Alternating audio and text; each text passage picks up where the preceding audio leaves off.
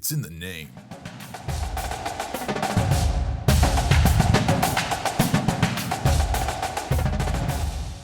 Welcome into Season 3 of the Good Old-Fashioned Dislike Podcast, where dynasties never die and hate is an extreme word, but just barely. This episode is brought to you by StrapOutlaw.com.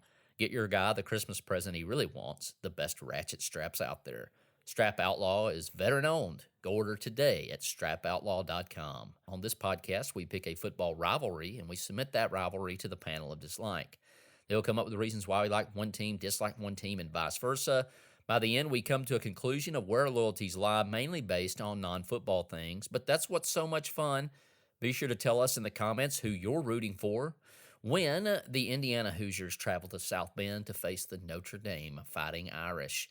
These teams met for the first time in 1898 and have not played since 1991. The all-time series is led by the Fighting Irish, 23-5-1.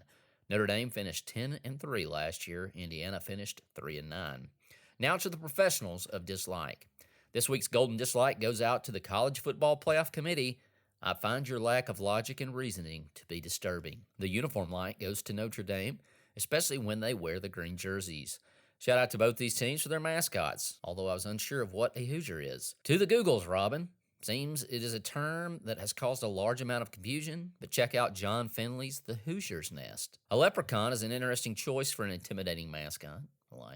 My top 5 leprechauns. Number 5, Kyler Murray. Number 4, WWE's Hornswoggle. Number 3, the Boston Celtics leprechaun. Number 2, the Lucky Charms leprechaun. And of course, number 1, Alabama native, the Mobile leprechaun. I want the gold. I want the gold. I want to know where the Golden Domer's at. Unfortunately, to find them, you have to have the special leprechaun flute that has been passed down from thousands of years ago. 2012 National Championship game when Alabama exercised generational revenge on the Golden Domers. Speaking of fictional characters, give me Pawnee, Indiana's own Parks and Rec director Ron Swanson over Manti Te'o's girlfriend. Ron Swanson's reenactment of Indiana legendary hoops coach Bobby Knight's tossing a chair on the court, except this time it was during a junior pro basketball game. Legendary. Indiana head coach Curt Cignetti's "Ghoul me, I win" quote, legendary. Notre Dame legendary head coach Lou Holtz, please bring back college football final with Holtz, Davis, and May. Notre Dame players slapping the "play like a champion today" sign, Touchdown Jesus, and yes, Jesus could hit a curveball, Newt Rogney and the Four Horsemen, but give me Ric Flair, Tully Blanchard, Arn, and Ole Anderson, That Dutch baby dessert looks wonderful. Notre Dame not joining a conference already, dislike. My little brother lives in Indiana, bittersweet.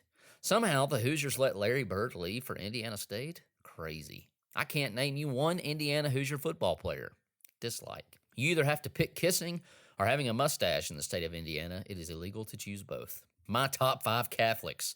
Number 5, the New Orleans Saints. Number 4, Jim Carrey. Number 3, Conan O'Brien. Number 2, Steve Carell. And number 1, the GOAT himself, Nick Saban. Hoosier rhymes with loser, dislike. Notre Dame rhymes with lame, dislike. The movie Rudy, like. The true story of Rudy, kind of disappointing.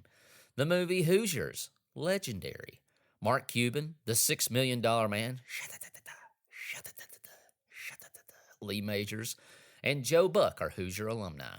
Supreme Court Justice Amy Coney Barrett, Condoleezza Rice, and author Nicholas Sparks, are Notre Dame alumni. Tim Brown, Bob Golick, and Joe Montana are Irish legends. I wonder if Joe Montana played for the Irish too. That would be confusing. Antoine Randall L., Tevin Coleman, James Hardy, and Sunshine Scooter himself, Lee Corso, are Hoosier greats. The pick is in, and it is the Notre Dame Fighting not so fast, my friend. Let's go Hoosiers. Who else want to see the Hoosiers win? Say yeah!